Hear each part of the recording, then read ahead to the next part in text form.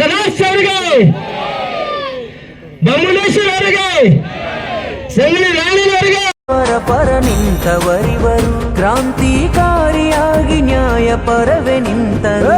ಕುಗ್ರಾಮದಿಂದ ಹೊಂಟವನು ಕಂಡಿದ್ದು ಶೋಷಣೆ ಭ್ರಷ್ಟ, ಕೈಕಟ್ಟಿ ಕುಂತರೆ ಆಗದನ್ನು ಪನತೊಟ್ಟ ಈ ಒಂಟಿ ಸಲಗ.